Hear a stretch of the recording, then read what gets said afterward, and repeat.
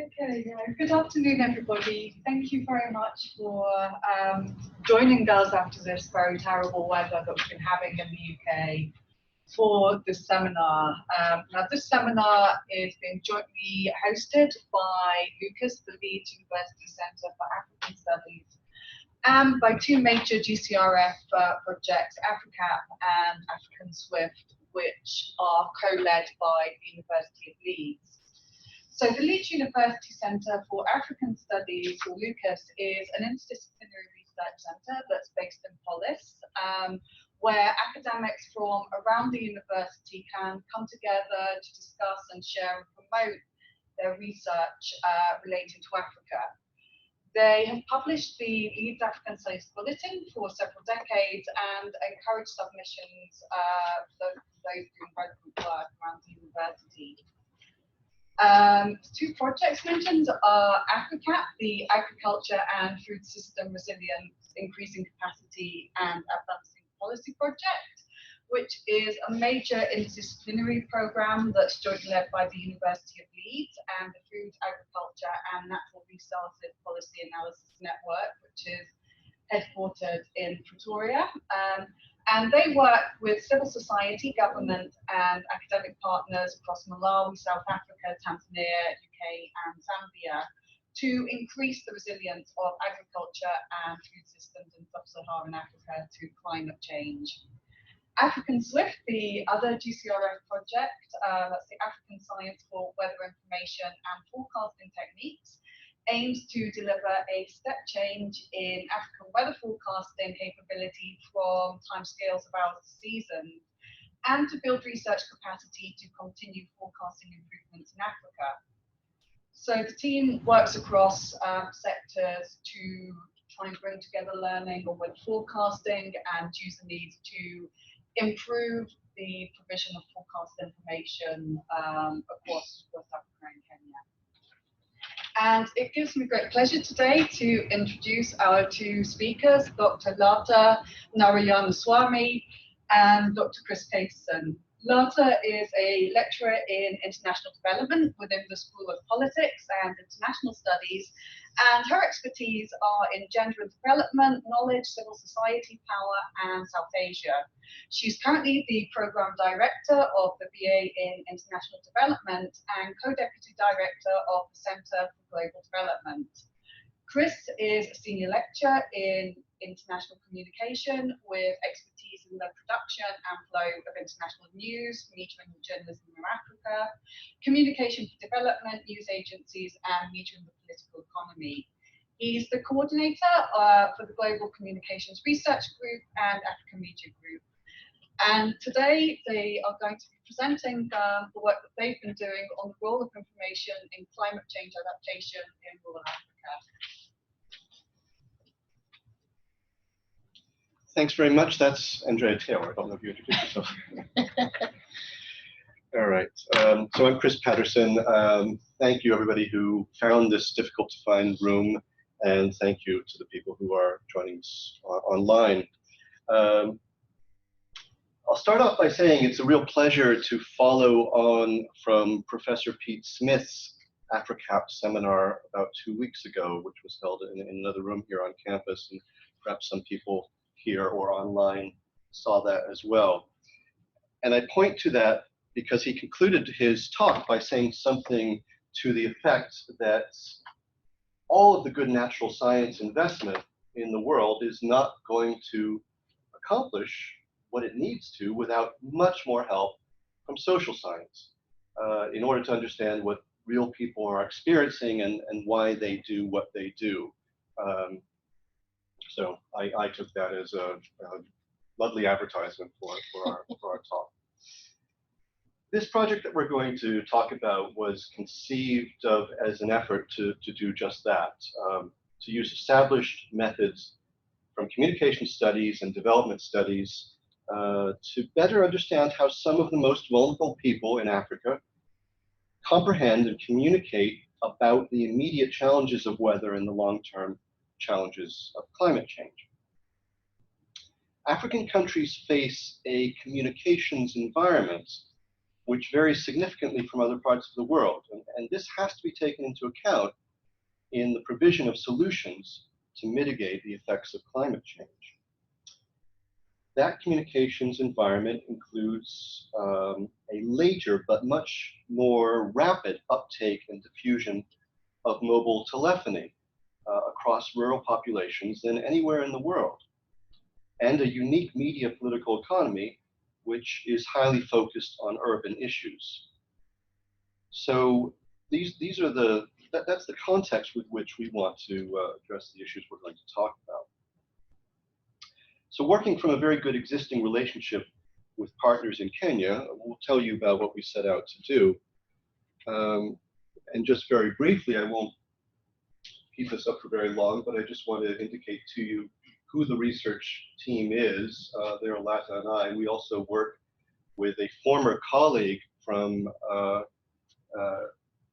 my department here, who's now at LSE, Dr. Lee Edwards, who helped us to conceive of this original project.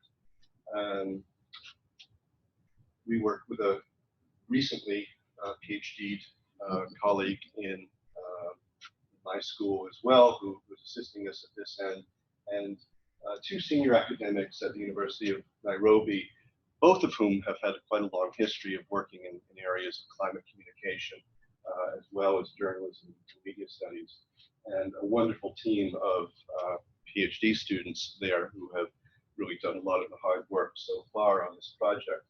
What we'll talk about a little bit later on is that we're now expanding this project, still including Kenya, but also now including Ghana, and Professor Audrey Gazzetto, who is a leading figure in communication studies in Ghana, is leading the project with us there.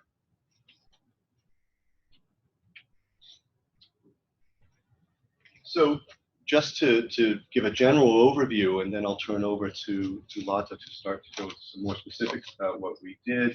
We have set out to try to explore new ways and provide nuanced understandings of how what we're calling the local information ecosystem works in rural Kenyan communities. And we'll say a little bit more about this term ecosystem, but essentially we want to understand broadly the flow of information in rural areas. But we have a further particular focus in this project, and that is on women in rural areas. We want to understand the effects of that local information flow on women's ability to combine indigenous understandings and indigenous knowledge with the knowledge that is coming in from the outside, with externally sourced knowledge, as they adapt to climate change and all its many varied effects. So what we have just completed a few months back and are still working on the analysis and write-up from was an initial 6-month project funded by the GCRF-QR scheme, which allowed us to think about a useful research method to get at these questions in new ways. And we actually had our research assistants out in 2 rural areas in Kenya, doing, in each case, about 2 weeks of field work. And we'll say a bit more about what they actually did. So what we're going to be moving on to now is trying to do the same thing in another part of Kenya, as well as in 2 areas, 2 quite different areas of Ghana in the next stage. And this is all with the hope of bringing in a bigger pot of funding and building new collaborations to try to do this in a more systematic way, really in a number of countries around Africa. Turn over to Lata. Thank you. Right, well, firstly, thank you, Chris, for sharing this project, which has been really exciting. We look forward to seeing it being scaled up. And thank you also for coming. It's nice to be here. One of the things that's driven our project and thinking through these issues, as Chris has already highlighted, has been around thinking through the social science implications of climate change adaptation efforts. And our starting point was in bringing together the various issues around communications and development that we all work on to try to unpack some of the assumptions that underpin the way in which information ecosystems around climate change adaptation at the moment are presumed to work. So as Chris mentioned, sort of bringing his own expertise around media systems in Africa, thinking about power, and for myself, thinking about gender and communication, quite a lot of the assumption that underpins the communications efforts around things like climate change adaptation starts with the assumption that people don't know things. Now that might seem obvious to a point, but actually that has very serious implications for then how you approach any effort to try to support climate change adaptation. We wanted our starting point on the basis of the research that we all do coming together, and was to try to upend that assumption and try to approach it from another way. So one of the starting points for us was not to assume that people didn't know things, but rather to see women in particular, who we know from the existing literature are disproportionately affected by climate change adaptation, to see them as key change agents, and particularly in rural communities where disproportionately it's women that undertake subsistence farming and water collection. And so we're at the sharp end of any kind of climate crisis. We thought it would be good to start thinking about how, if we see women as change agents, we have what has tended to be a top-down model of communication, how might their voices be disregarded or relegated when externally sourced information, and this is codified variously as Western or scientific, and I'll come back to that in a minute. But what happens when we take one type of codified knowledge that we privilege, so the Western scientific, what happens to those women's voices and agency in those communities? So we wanted to actually explore the possibility that local people, and we do problematize the notion of local, but we'll just stick with the terminology for a minute, that local people are themselves sources of expert knowledge. How might we think about and conceptualize communication systems differently? And we wanted to explore the possibility and what the implications of what might happen if we actually identified a mismatch between technocratic climate change and weather-related communication and the gendered and lived experiences of adapting to climate change. So in other words, this question of the sort of theory around how we're going to help people adapt, possibly through information-style initiatives, and the actual lived realities of what it means either to have no information or the wrong information, or the information but at the wrong time. What are the actual material consequences of those gaps? And this led us then to explore, to sort of break down our project into three key aims. So we've said that we want to understand the flow, availability, and accessibility of climate change information. Now, one of the things that's really important to highlight, and it comes out in different, one of the things that's been really lovely about working together is we are ourselves interdisciplinary, even though we are all social scientists. So that's actually been really nice, and it's really lovely to be here today to try to extend our thinking in this area. But one of the things that brought us together was, in fact, the amount of resource that is currently being spent to think about information to support climate change adaptation. Improving what people know is actually at the heart of a lot of these efforts. So it seemed really quite urgent to us that we actually ask maybe slightly more nuanced, critical questions about the nature of the information ecosystems that underpin the assumptions around how climate change adaptation is being supported, and particularly for rural communities.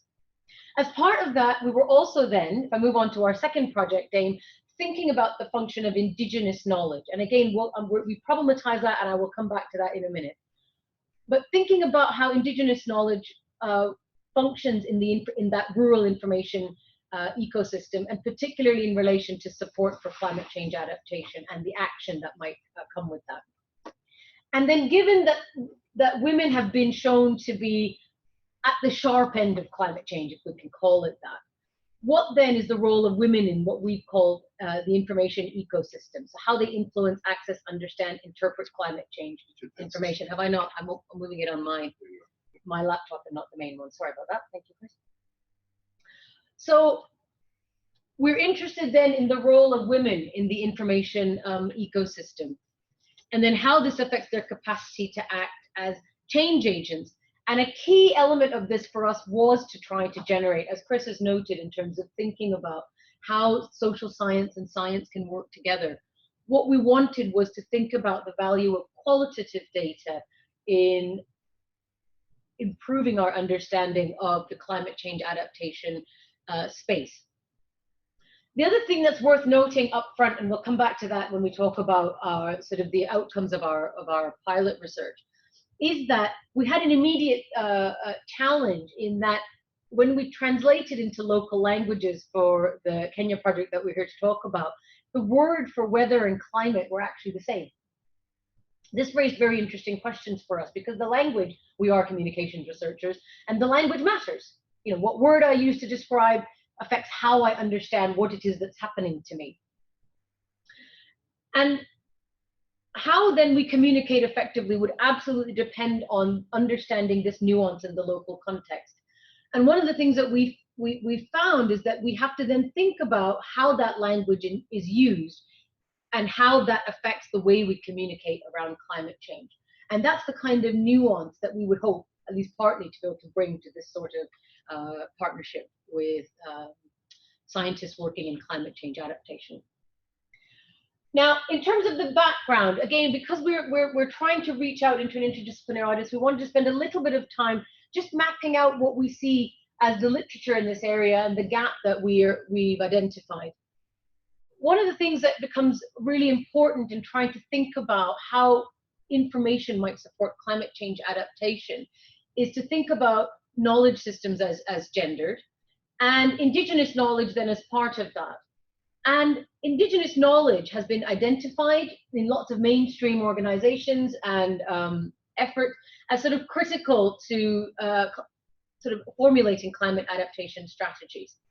So this is a reference coming from one of our teams. So Oyaso is our colleague Silas in Kenya.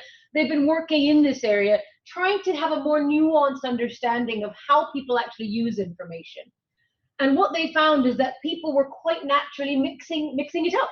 Basically, they're sort of saying, okay, well, here's the weather forecast and here's the sciencey bit, but here's the thing I know from living in this community for 20, 30 years, or something that my grandmother or my grandfather or my auntie told me, or my best friend mentioned to me the last time they planted this or that crop. And again, this is also work done by our other colleague in Nairobi, Jacinta, so sort of arguing that we need to be careful not to try to privilege one knowledge system over another, simply because they might be premised on different worldviews.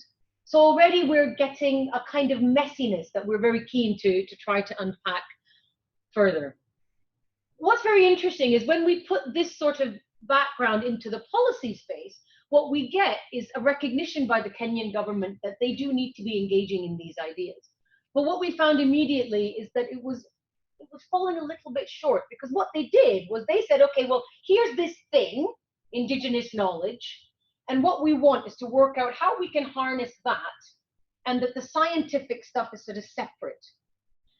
And what we were interested in knowing is, well, on the basis of our colleagues and ourselves working in various aspects of this, of these sorts of issues, is that actually what would inevitably happen if you've got a person, I'm a single person who might have some Indigenous knowledge and some scientific information, how do those knowledges interact? Because they would inevitably do so when I'm in a decision-making context and I'm trying to adapt to changing weather and changing climate. So the National Climate Change Action Plan for Kenya makes numerous references to IK, Indigenous knowledge. But they note themselves that it's sort of difficult to capture and know how to use it strategically. But part of the challenge is this binary conceptualization. And what typically happens is that the science is seen is privileged over what might be termed Indigenous knowledge. And we wanted to try to upend that relationship, try to think more dynamically about what might be happening on the ground, as it were. Because in the real world, people often combine different types of knowledges to respond to their lived realities. So we have sought to engage specifically with how women in these communities understand climate, weather, and environmental change, and to understand the words and language that they use to describe their environment and those changes. And we were interested then in thinking more in a more nuanced way about how Indigenous knowledge fits into the local information ecosystem. So now I'll turn over to Chris, who will talk you through what our actual project consisted of.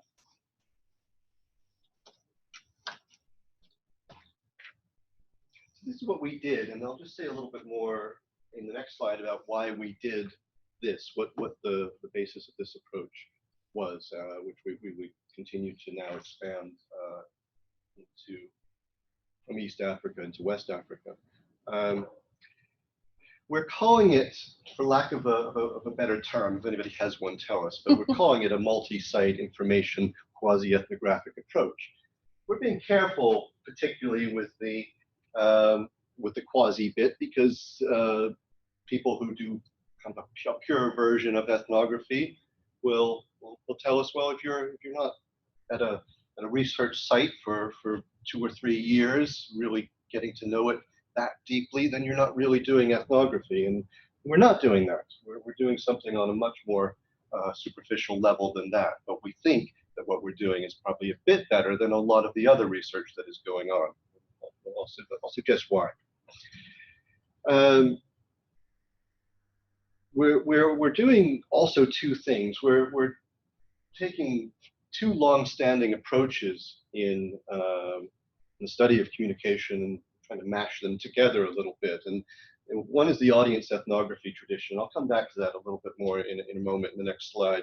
And the other is really a rapidly emerging approach that tries to look at the flows of communications holistically, because people learn about their world from so many different sources now. And that's changed, particularly in places like rural Kenya. That's changed a lot just in less than a decade, the number of sources people have to learn about their world. So it's very important to kind of not just look at old media, this is what the big broadcasters are saying, but to look at that vast range of sources that are the flow of information around us.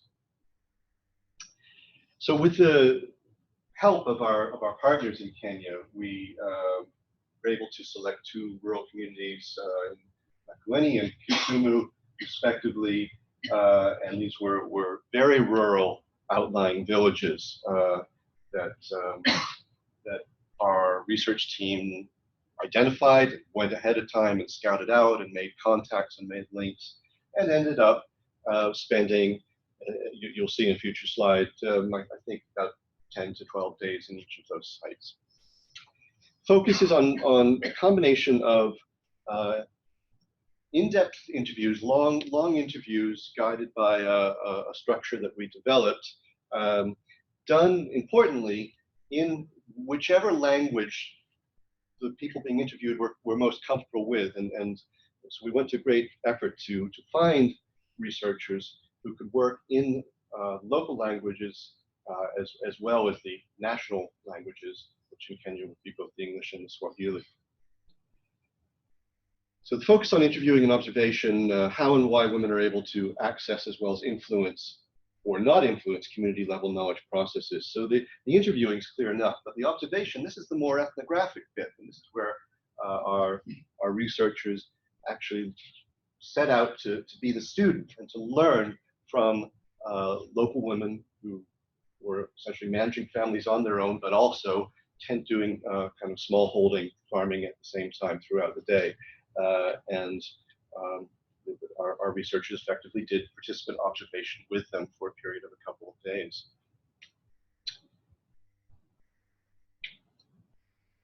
The participant observation element essentially comes from a tradition that was largely pioneered in the UK by people like Robert Morley, who wanted to learn about how people use television.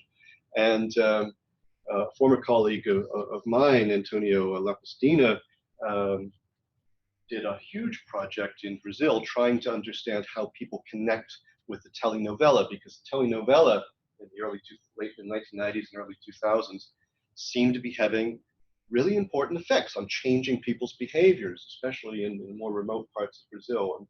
And he was one person who kind of set out to spend long periods within fairly remote towns, living with families and observing people's interaction with this media. And he's written a series of articles about that process. Now, we're not able to do a multi-month process, but what we are trying to do is recreate in a way, kind of building a close connection with very specific people and learning about their interaction with the communicative world around them. So in-depth, micro-level participant observation. And what that observation in the first phase of the project has done is generally confirm findings we will talk about, some of the main trends that we found, which largely is coming from the interviews and focus group analysis that we did. But we want to spend more time going back through that ethnographic work and digging more out of it. We think there's a lot more there to talk about. One of the things that it allows us to do that other forms of research simply don't really allow for is for people to show us where the communications interfaces are in their lives. So, you know, people talk about what's on the radio. Well, here's the radio. Here's the role it plays in my life. Our researchers can look around for messages from government, for instance, posters and things like that, and actually see the role played in local lives without simply letting that be a quick interview question or something that gets ticked off in a survey. The other thing I'll just talk about very quickly is something that we're only doing in a partial way right now, because these are small projects, but that we have long hoped to expand into a larger ambition for these projects, and that is to look at the information ecosystem at multiple levels, the national level as well as the local and regional levels. And what that involves is, well, frankly, it involves money. It involves having enough funding to run a large-scale media content analysis, which means recording lots of media and then going through a systematic analysis of it and trying to detect where is the conversation about climate happening within the big conversations, the big discourse going on within this country that people may or may not be exposed to. But by having our researchers based locally, but also at the same time mapping out that big conversation, we think we can put together quite a big plot and analysis of this is the way climate change is talked about and communicated within a whole country.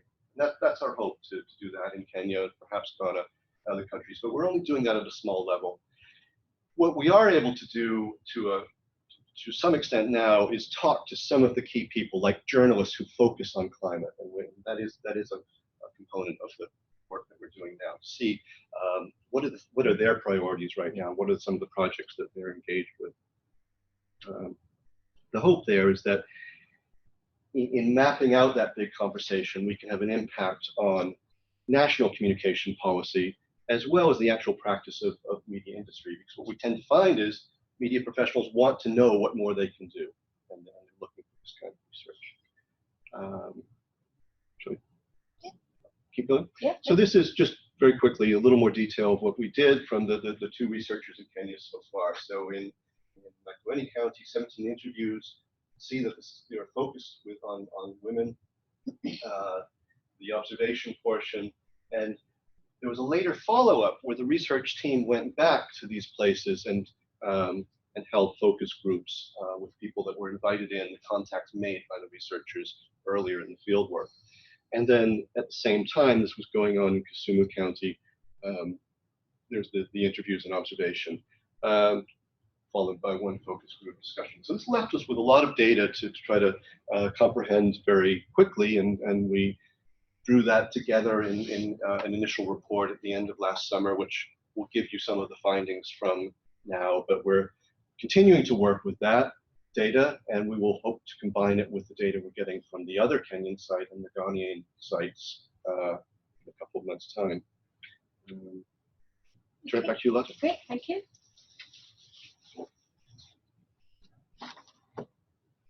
So one of the things, as Chris mentioned, what was really fantastic was having a brilliant research team on the ground who really did get quite astonishing amounts of data in a really quite short space of time. And what it meant was that we got a really detailed insight into the ways in which information played out in the day-to-day lives of people whose lives are very much at the sharp end of what we should probably really call a climate crisis.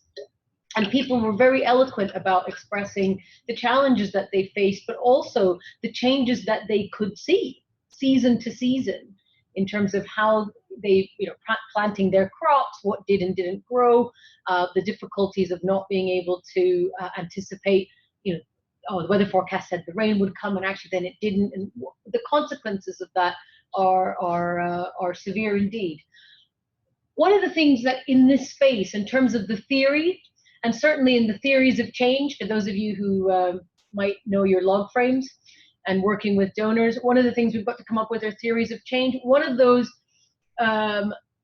there's a lot of emphasis on technology, right? So if we find the right technology to reach people, whether that's mobile telephones, or we can improve internet access, or we can get onto the right radio program broadcast at the right hour, and we're going to reach the maximum number of people with the best information that we have, and that's really going to make a huge difference and lead to the kinds of behavior change on which climate change adaptation largely depends.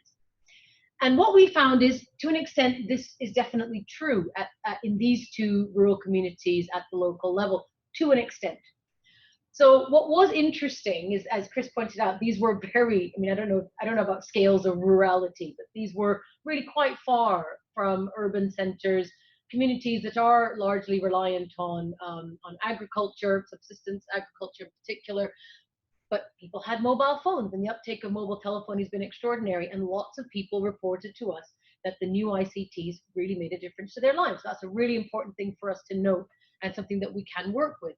So this one woman said to us, the phone is good because we walk with it all the time. At least in the morning, we can know if the sun will be there, or maybe if drought is coming and the wind is also included in there. So people are sort of saying, actually, yeah, that's really good, and I've got the information at my fingertips. So it does reinforce at least some of the orthodoxy around new ICTs as offering important support in this space. Lots of people reported back that they subscribed to an app called CropMon, which has been donor funded and is, I think, free to download. And they had a text message service on their phone, so CropMon would send them updates. Okay, storm's coming, or the rain is coming, or it's going to be sunny today. But what was in a way more interesting for us is there was quite, we've not been able to get into all the detail, but there was quite a lot of positive noise made about new ICTs. But almost without exception, everybody said that digital tools are just not a catch-all solution. And the reality was that people did want more face-to-face contact. And in the context of efforts that are designed to reach people with the right information, or better science, or better messages, that was really quite, in a way, we were not entirely surprised, but it did reinforce a lot of the things that we have worked on in our own research, which is to say, actually, that people do want to talk to other people. So whether that was the chief providing information in their local community information sessions called the Parasas, or whether that was talking to a friend who might have information, or the agricultural extension officer kind of needs to come more often, all of that was reported back as something that also needs to be there, right? Yes, app is fine, but I need that complementary face-to-face interaction as well. The other thing that became quickly very clear is that there are limits to how useful better information can be. So the reality is, all the best information, the best weather forecast, or all the information about the best seed varieties or the best time to plant, quite a lot of that is information that lots of the people that our colleagues interviewed in Kenya said that actually the utility of the information is limited if I don't have other kinds of material support in place. One of the areas that we've highlighted here is that we do feel that further research is necessary to determine the interaction between informational and material deprivation. So key findings, again, as the graph sort of highlights, I think, quite well, without exception, whether it's an old ICTs, the radio, or new ICTs and mobile phones, respondents were suggesting that these sources of information were hugely important. So our aim was never to sort of undermine that very broad consensus. It is true. And having access to information is important, and everybody reported that they needed that in their lives, and good and better and information that was more accurate is absolutely valuable. What was really interesting, though, is that people also reported back that overall information ecosystems were weak. So they used a range of communication systems, but actually when they needed information, ironically, for all of the apps and radio programs and what have you, when they did need information, actually it wasn't as available as they would have wanted and not consistently reliable. So people were reporting back to us things like having a new seed variety brought by an agricultural extension officer, but not enough information to know when and how to plant it, or optimizing the spread of them or anything like that. And then if you wanted to go back, there was nobody to ask if that person was not around. The other thing that became very clear was that the climate change adaptation for women in particular was part of a wider set of roles that women had in these communities. And I think if we don't look at women's life experiences in the round, this is something that came out really, really strongly, then we sort of lose out an opportunity in thinking about how information might either affect or support climate change adaptation amongst women. So women had a wide range of community roles. So they were farming, but they were also caring. They were also business owners and entrepreneurs. And they were very knowledgeable themselves. We have some quotes in there where women are speaking in long, prosaically about, did this and I planted that seed, which is then supposed to end up here. And just the detail that they could sort of convey to us, again, reinforced for us that women were not only maybe targets to be agents of change, but experts in their own right. And if we don't have that as our starting point, then invariably efforts to target information at users that don't see users as knowledge holders are likely to not be as successful. But also they were very clear about what they didn't know. So they knew what they knew, and they also knew what they didn't know. And actually, in a way, that's a resource, because if we can have a conversation, if we can find a way to facilitate communication with them rather than at them, the chances of that being more productive are much higher. Again, the importance of a practical material change and support. The reality is that lots of people reported back that, yes, I know I want to save more water. I'd love more approaches to save water, but I'm going to need support in how to do that. I'm going to need a tanker. I'm going to need help to dig a well, or some material support has to go along with that information that's being made available. And both informational and material resources are lacking in terms of the ways they circulate and their modes of delivery. And the final thing that we found was that there was a lack of listening infrastructures. Again, we were struck by how detailed and eloquent responses we had to the questions we were asking around the challenges that climate change were posing. But what was striking is that lots of them were reporting back that there was nobody to tell. So the agricultural extension officers are supposed to be around, but actually they're not around as often as they promised to be. If you had a problem, there was really nobody to report back to. No way to get information, but also no way to convey the challenges that they were facing to any sort of decision maker that might be able to support them. So in a way, if you're going to have climate change adaptation, it would strike us that strengthening listening infrastructures would be quite an obvious investment to make. Those tables don't specifically refer to those points, but maybe you could just explain. Yeah, absolutely. That's a good point. So one of the things that the graph at the top is showing us is that the ways in which people were combining information. So what one of our research assistants did was to actually code the interview data along the lines of when people talked about, say, science, getting something from Cropmon, or versus when they were interested in the sound of a particular insect, or the call of a bird, or the change in the color of a particular leaf, and to try to code those in a way that gave us a flavor of how different types of information were informing decision making. The graph shows us that actually, by and large, scientific information is what people use. What's very interesting, though, is when people were reporting the information, they weren't making those distinctions at all. They didn't sort of think, oh, well, this is the Cropmon weather forecast. What they did was they just used whatever made sense at the time. So if the Cropmon information didn't seem reliable, you might ask your neighbor next door, and they might have a different experience, or they talk about something that happened 10 years ago and the conditions were very similar, or a particular tree has bloomed. And actually what our colleague Silas in some of his work has found is that the reliability of that is actually not a lot different to the sorts of, particularly with weather forecasting. So this is something that, you know, we can only say with this very small pilot study, but we would like to be able to explore more empirically for sure. And certainly with the last graph, and it is worth highlighting because it goes back to the earlier point about sort of women's lives in the round.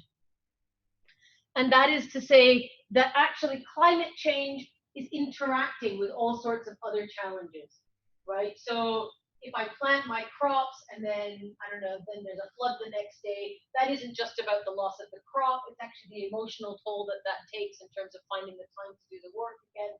And all of these things have to be balanced, well, more or less at the same time. So again, if we're going to try to strengthen information ecosystems, and certainly thinking about this question of listening infrastructures, we would posit that we have to make space in strengthening information systems to take account of these differential material, these lived realities. So there has to be a way for people in those communities to talk about more than just crops and seeds and soil. Actually, they need to also be able to communicate, at least the next level of decision maker, that actually, you know, I'm worried about food provision, or this is taking an emotional toll, or actually I don't have childcare, which means I can't actually plant my field in time as Cropmon is telling me I should. So being able to think about people's lives in a holistic way is really, really important. And our colleague in Kenya who's done this coding, we deliberately sort of thought through this because we wanted to be able to show that the information ecosystem for climate change doesn't sit in isolation of the rest of people's lives. And this is just a very brief, I'm sorry, so it's always difficult to anticipate what rooms are like. I don't know how visible that is, and certainly for any colleagues that are online. But what we wanted to show was basically what was sort of expecting to happen. What we were interested in was always about unpacking the assumption about how this information ecosystem was meant to work. And this is what we're positing in this preliminary stage. What we see are the assumptions that underpin how policymakers, and we do use that term very loosely, we appreciate that that's also a diverse set of actors, but for our purposes here, to think about policy and decision makers, sort of assuming that information will flow.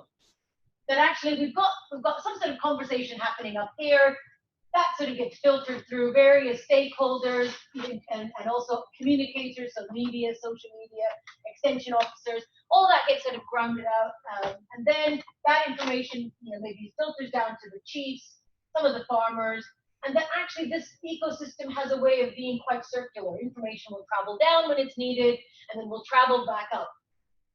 And actually what we found in our initial pilot study is, not surprisingly on the basis of what we've already shared with you, it's not working that way. There's a reasonable amount of dialogue happening in that space.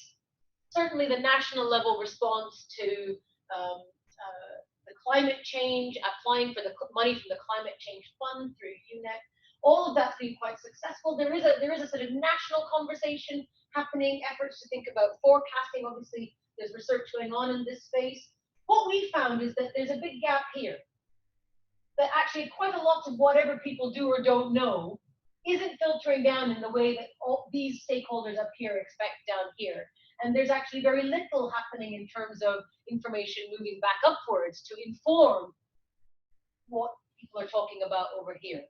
So it tends to be quite one way. And again, the point about listening infrastructures sort of sits over here, where actually there's no way for people in these communities to convey what it is they know as expert knowledge holders of those communities, of those areas, but also any challenges they might face that might feed back into a policy response here. In terms of the detail, respondents were telling us, again, extension officers are not available. We need more localized weather forecasts. So that's the kind of thing where I think Switch can fill a gap, but we're thinking about what users mean for that program is somewhere where I think we can have a productive conversation. But no systematic approach to ensuring that information is reaching the community level where the majority of subsistence or small scale agriculture takes place. And that's where we feel that as we try to scale up, this is where a sort of contribution would be in thinking through the social science side of the science, as it were. Now, do you want to? Well. Yeah. Shall I just finish off? Go ahead. Yeah. Is that okay? So, in terms of conclusions, I think we've more or less talked about quite a lot of them. But it's sort of as a summary, what we found in our pilot study is that there are gaps in the flow of climate information in Kenya. Some of it's getting through, some of it isn't, but actually that circular flow of information is not happening in the way that lots of stakeholders might hope. Access to digital tools is patchy, but we do see that new ICTs are welcome, but reliability is a concern. But as we've already pointed out, it's not a catch-all response. We can't just rely on the tech. Many women are very knowledgeable and demonstrate, as I said, what they know, but also they're aware of what they don't know and what they want to know. But because listening infrastructures are weak, there's nobody to whom they can communicate what it is they want to know, because that system, that information ecosystem doesn't work as well as it could do. And that lack of investment at that level is really key, and where we really feel that we'd be able to make a contribution.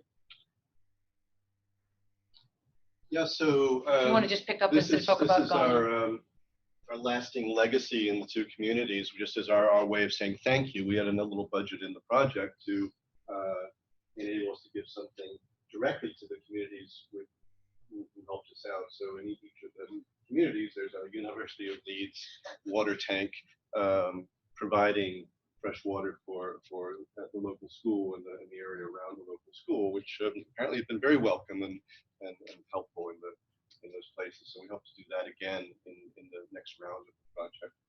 And we'll leave it there. I think we covered everything we have. Thank you very much.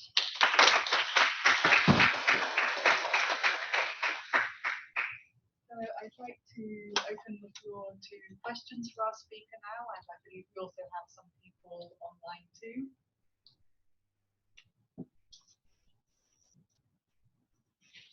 I've got a couple from the webinar. I mean, you might want to repeat. My voice doesn't carry very well. We'll repeat the question. Yeah. So we've got Susie Salu joining remotely. Oh, hi, Susie. Hi, Susie. To thank you for the interesting presentation, and we'd like to discuss it further. But for now, a question: how can we better understand the gender dynamics of the information ecosystem if we prioritise women in sampling of the study? So the question was how we can understand the gendered information dynamics if we prioritize women in the study. Is that right? Yeah. Right. So shall I have a go at that? Yeah. I think that, thank you, Susie. It's nice that you got the chance to participate virtually, so thank you for that. It's a great question. I mean, my immediate response is that in the end, we didn't just speak to women. Yeah. And I think it's something that methodologically we would not be doing if we were to scale up. And I think it is a really important point that you raised precisely for that reason, because you wouldn't get a sense of the dynamics between people, whether that's within or between families, what's happening depending on the sex of, say, the agricultural extension worker, whether that has an effect on where and how people communicate, whether there's something happening, say, at a chief's barasa, where if you've got mixed sex rooms, whether that has an effect on who gets their questions answered, or indeed who even asks the question. They are really important questions, and certainly ones that we'd want to be asking were we to have the resource to have the time to ask them. But also, we sent the researchers into the communities with the idea that their focus is meant to be women in those communities, and that was always what we set out to do, but not to leave the voices of men in the communities behind, so that they, you know, in the time they had to within the first few days there start to make strategic choices about who am I going to ask for an interview, and generally found everybody very helpful and willing to talk to them. And indeed, interestingly, some of the interviews with men, there are some of the most critical comments about gender relations and the problems that women face are coming from some of those male respondents. Yeah, absolutely. There were a couple who were sort of quite clear that actually, you know, if we can get the technology to work better for the women, that would have a disproportionately positive effect. So I don't think people are unaware of those dynamics. The question of how people conceptualize their gender dynamics is not something we had space to consider, but I think it's a good question you've asked, and it's something that in scaling up, there's absolutely no question that we would only be talking to women. That was never the intention, but I think in the sense that wanting to, The other thing worth observing is that we hope that work like this will always be read in parallel with bigger quantitative projects that use more traditional survey methods that who will be trying to talk to a broad range of people and communities. Does that answer her question? Maybe. Yes, thank you. So Okay.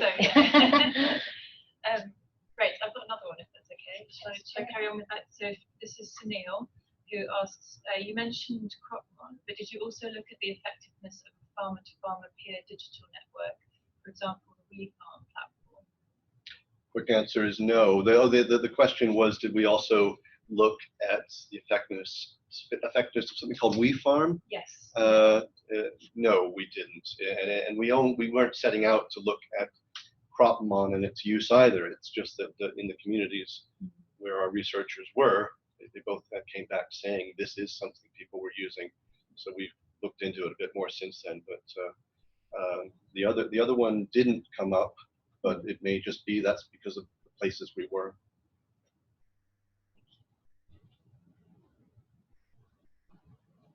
May I ask a question? Please. So one of the points that you make in the conclusions relates to the reliability of the information. Does that mean the reliability of the delivery, so actually receiving it or getting updates, or is that more related to the fact that there is uncertainty surrounding forecast information? Good question. Would you like to stab at that first? Before I even have a stab at it, I'll give you one more quote that we put in our report when we reported back to Swift about some of the things we found. From one female focus group respondent saying, meteorologists, hold your ears when you hear this, we cannot depend on these weather people because they can really mislead somebody. And Oh, yes. so,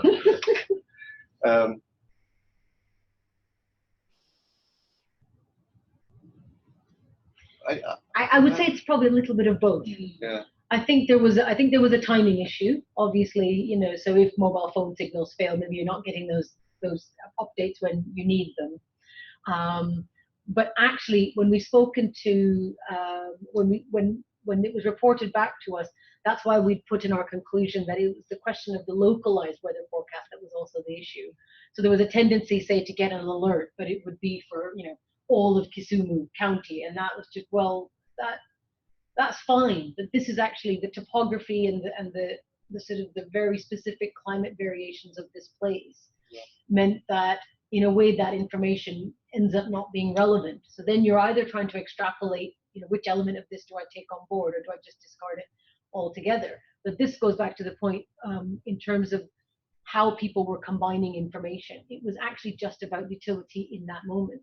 So if you had a forecast, you thought, okay, I've had a conversation with my mate and we all agree this is probably fair enough and we'll go ahead and plan. But if you weren't sure, or it didn't come, or the alert didn't show up, you'd have a conversation, and it may not be that somebody's had a different app or they've used, but it could be that, oh, okay, well, the leaf fell off that tree, or it changed color, or this bird song only happens when a storm is coming. And so people are just trying to use whatever information's to hand, as it were. But certainly the question of local forecast did come up a few times in the actual empirical evidence, but the localizing of it. And certainly one response to this in the longer term might be some interventions at the level of regional local extension workers who are already there, but there was a lot of message that they weren't really quite providing what we need. And so you know, perhaps some of what we continue to do can have a positive influence there.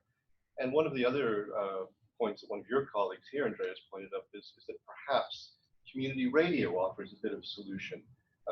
Community radio can be highly localized, and it can get local people at the grassroots involved in an ongoing conversation of these are our immediate problems, these are our immediate worries, and with that conversation potentially filtering up the chain a bit more effectively than it might otherwise.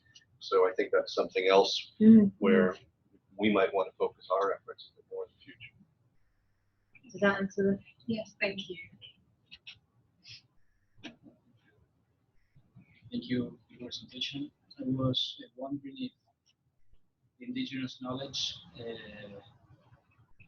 similarities and differences between indigenous knowledge in the different communities. communities, whether the same, different patterns, historic, cultural. So the question was, in the communities we looked at, did the forms of indigenous knowledge look the same? And we were in sort of two corners of Kenya, in different language areas, different cultural areas. What was your impression? I would say broadly, they're of a similar type, in the sense that people are drawing on their experience of interacting with flora and fauna. That could be about, and that could be about, bird sound, or it could be about, temperature. It could be about some flower has blossomed, or a certain bug doesn't come out until a storm is coming, or that bug coming out means the temperature has changed, and so this or that will happen. It's actually an interesting question, because it would be, again, if you had the resource, it would be a really interesting sort of sub-study within anything scaled up that we did. It's a really interesting question. I think a lot of it's quite localized, because yes, it is all about, there's this local thing that grows here, and we know to watch that for, it tells us certain things, but other bits go across broader areas. I think to answer your question, we didn't really look at it, but nothing sort of stood out as, oh yeah, they're relying on the same bird sound, or they're relying on the same blossoming or fruiting of a tree to make a decision. We didn't observe that, but in fairness, we weren't looking at this stage. So it's a good question.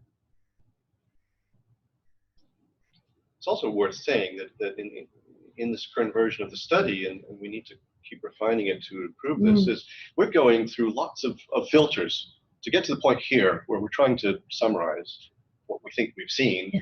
We're going through our local researchers, who are probably will have translated what they've found in their interviews, and that's then gone through a transcription stage, and then an analysis stage, and maybe some interpretation from our local team, helping us to understand what's going on, all before we try to get to our explanation. And it's the more we do this, I think the more refined our conclusions will be. But we feel good enough about what we're saying to stand here in front of you and say this is what we think we're seeing. But as communications researchers, even what you're describing as that process is something that we want to understand and strengthen. So scale would help, I think. Yeah, absolutely. All right. My name is Michelle, and thank you very much for your well-informed presentation. My question is, participant observation was adopted as a method of data collection. And so first, I would like to know if it was done convexly or convexly. And if it was done convexly, what mechanism was put in place to check the likelihood of respondents pretending to give a favorable result? So the question was about the participant observation aspect of it, and whether the research was overt or covert, and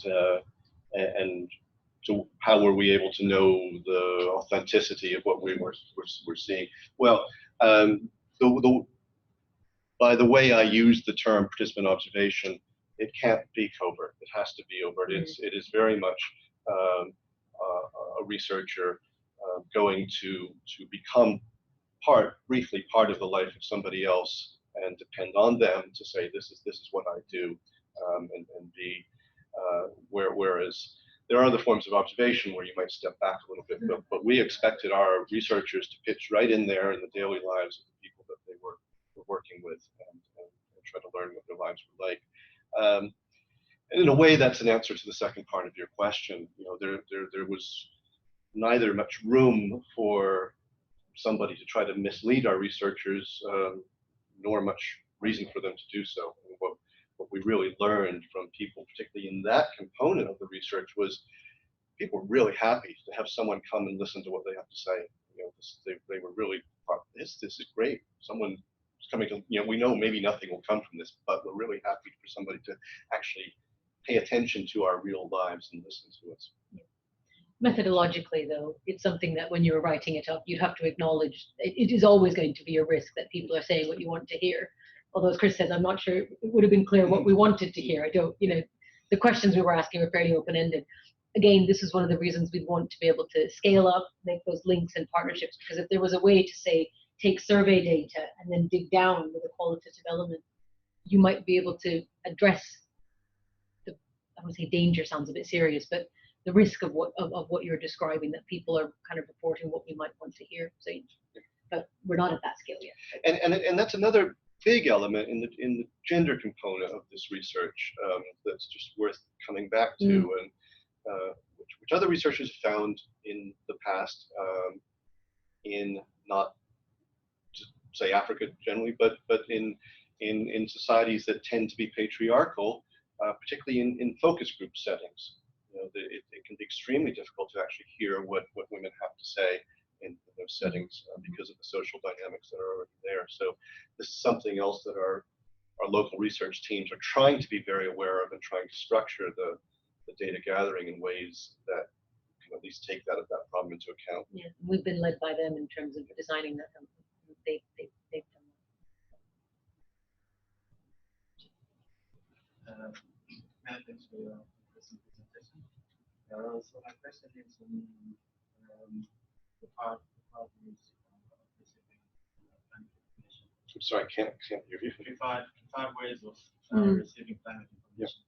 Yeah. Are there any differences in terms of men and women in terms of the methods of receiving climate information, but also you mentioned about access to new ICT resources, and which could be an agent in terms of improving climate information. Are there any differences in terms of access to such resources between So the question was, were there gender differences in access to information and the preference of where people get information? I'm trying to think if in this data analysis we've done so far, we've even done that. I don't think we have. No, I don't think.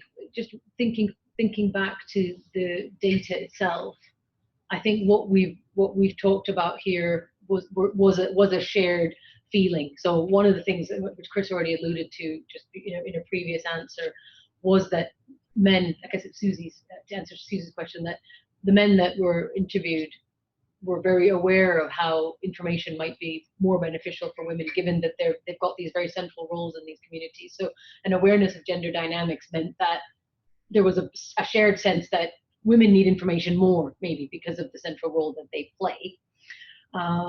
In terms of preferences, I think that reporting was sort of fairly, we like the phones, but we'd like to have people come and talk to us too. We didn't look for there wasn't. I wouldn't say that there was thinking about it, but in all honesty, we didn't. It's a very reasonable thing to look for, and Yeah. as we get a bit more data, I think as we go through the next round of transcripts from that are coming in a couple of months, hopefully if all goes well, I think we'll try to break that data down even further according to the preferences and see if there are some differences there. You had a follow-up, or just a follow-up on the preferences. Just to know if you also looked at from the delivery side of things, if you looked at the preferred modes of delivery, whether there is any smart systems, the preferred ways of which get information. Because interestingly, you mentioned that people want to talk to people more, but then in that graph, preparing extension workers coming to talk to you received a really low score in terms of is it that one? Or Yes. So whether you looked at the preferred mode of delivery and if there is a mismatch in terms of the preferred ways of receiving information. Yeah, that's a good question. I think one of the things that we weren't able to do this time was to actually get to that next level of decision maker. That might be. So I don't understand whose preference you mean in terms of delivery. The one with the information could be the meteorological agency or that sort of thing. I think it's safe to say we're suspecting there's a mismatch, but we need to do a bit more research to really demonstrate that effectively. But just on the basis of conversations we had with people at the grassroots level, it's suggesting that there may be better ways for information to be sent, to be delivered to them. And we do have conversations with the meteorological department in Nairobi when we're there through our partners in SWIFT, and I think they're very interested in what we're learning, but I think they also have a lot of clear ideas already about what they think are the proper methods. So that's going to be an ongoing process. I think the orthodoxy in this space would be that in your ideal world, you'd get the tech to work because that's the most cost-effective thing to do. Now, whether that then is effective, and effective is also a subjective term. It depends on what I'm trying to achieve. If what I want to do is reach X number of users, which is what the orthodoxy in this space has also tended to be, you get a metric, website hits or downloads or access, how many texts were sent out. Well, that could be a metric of success. I suppose as communications researchers, part of what is informing us to do this to say, okay, well, how are people receiving that? But it is an interesting and important question, because one of the things we want to be able to do in our next phase is to think about that decision-making space. And some of the other people we're talking to, both within this project and other contexts, are journalists in Nairobi. And certainly we find a lot of journalists have a real interest in climate change, and they want to be doing something useful. And they're up against editors who don't quite see the benefit in investing in that area yet. And this is something where we hope perhaps we can make a difference and empower newsrooms to invest a bit more in effective climate communication, as opposed to a window dressing form of climate communication. It occurs to me, though, just to go back, the other bit of your question I don't think we answered was in terms of access to the actual new ICTs, and that was more mixed. So that we did have some respondents report that there was a kind of family mobile phone, which some women didn't always have access to. Again, it wasn't sort of reported as a kind of overt control issue. It was more about, well, this is our one shared resource, and my husband that tends to hold it or have it. But again, that's consistent with what we would expect. But also, given that there was this preference for face-to-face, to complement that, so maybe more people would want mobile phones, but whether that would change the fact that you wanted face-to-face, I don't think so. That's not how it was reported to us. It was very much like, well, even if I had more tech, I'd still want the barasa to happen more often, that kind of thing. Definitely. Just a follow-up from Celia Way, who's joined us online as well. And perhaps again, it's not something that at this stage of the project you've gotten into, but she's asking about whether you looked at gender differences in what information people wanted. So, for example, were men more interested in the onset times of rainfall and women in temperature? She's asking, coming from an angle of how climate change affects genders differently, so how droughts or flash floods affect caregiving or female-dominated activities more or less differently than male-dominated activities. Yeah. Well, let's repeat it. Yeah. So the question is whether there's a gender difference in the kind of information that people were asking for, and then the effects of that in terms of the different gendered responsibilities, experiences in those communities. Is that a reasonable? Yeah, I think she's just linking her question to that difference in kind of which gender dominates which activities. So which gender dominates which activity, and whether there was a difference between men and women in terms of what they wanted to know, and then how it affected those activities. Exactly. Is that a fair summary? Yeah.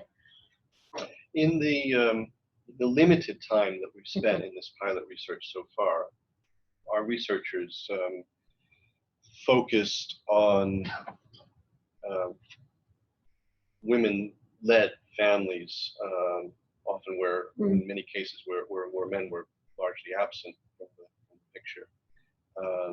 So we got something of a sense, really quite passionately through the reports of some of our researchers, of the immense pressures on women, the economic pressures, for instance, when a crop fails, and all the knock-on effects then in terms of the inability to obtain a substitute food source for the family, and and then we have a situation where children start to go hungry, and then other effects come from that. So we were able to build up something of a picture of the impacts of climate issues on female-led families, but maybe we don't have enough yet to get a broader sense of that kind of differentiation. Yes, I think that's right. But I think it's a really good question, because again, we would expect information ecosystems to be gendered. So where demands for particular types of information come from. But I think it goes back to us wanting to explore this graph, which I put back up now, which is that if we look at people's lives in the round, how do we do some joined up thinking around how climate change adaptation forms part of a lived experience, but isn't just about seeds and soil. It's actually about all those things too. And I think that if and when we have the resource, that is the kind of question that you have asked that would probably drive that. And what I hope we can build up to doing is expanding the ethnographic element. Yeah. So our researchers aren't just looking at 2 or 3 days of somebody's life, they're looking at a week or more of somebody's life, where they actually can see a full cycle of work through a week, where somebody is having to take a full day, I think as many of our informants do, to go off to the market and thereby leave their crops behind during that day. And whether something else interferes with that just makes life that much more complicated. So we could hear about those different elements, but we couldn't observe and participate in all those different elements. But with longer term ethnography in the future, as well as more informants, I think we can do more of that.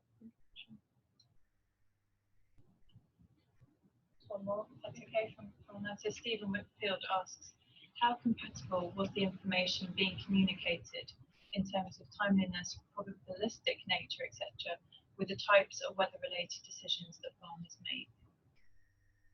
So the question was, what was the relationship between the timeliness and accuracy of weather information against the types of decisions they had to make? Yes.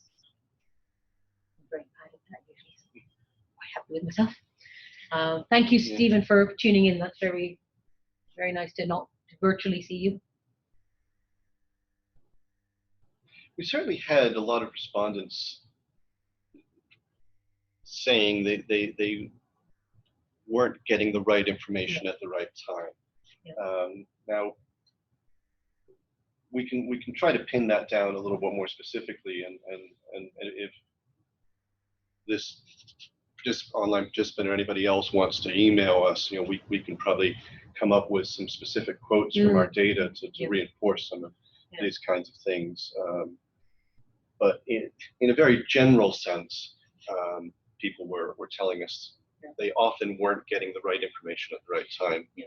And some people stating that certainly in quite an upset way, that I put this crop in and it got destroyed, or the thing that was supposed to happen in the weather didn't happen. Yeah. Or I followed the advice because this was the new seed variety that was meant to be for this and it didn't. The other thing to say about that, though, is that informational needs did go beyond weather. So, for instance, respondents were saying to us that agricultural extension workers would say, come along with a new seed variety. But they wouldn't leave enough information about how that was to be managed or how it was to be planted, but also they wouldn't bring enough of it. So they're saying, well, there's no point in coming up with this fantastic drought-prone seed variety and then not bring enough for me to plant, and then also not tell me where I can get it. And then as the extension officer, you're then not around for me to ask questions. So drought resistant, presumably not drought prone. Yes, drought resistant, sorry, yes, drought resistant, not drought prone. Drought resistant seed variety, and then I don't have enough of it, or I don't have the right information to plant it. And so, or if the information was made available in one session, but they couldn't attend, well, then that's done. So then I can't, So it wasn't just weather, but there was, and this came back to the weather forecasting, the fact that lots of the weather forecasting was reported to us as not being localized enough. So even if it came at the right time, it wasn't the information that they needed. And I know that's an element, talking to the SWIFT colleagues in Kenya, that they were keen to say, okay, well, if we have more monitoring stations and can be more specific, it's a real difference they could make. But what kind of difference that makes in the round of what people were reporting back to us is something I think we'd want to explore more as we were able to scale up. It was really striking when we were in Kenya last year. Just this really ominous sense of everybody waiting for rains that just were never coming. How deeply affecting of the culture that was, or even in the urban bits where we were. So.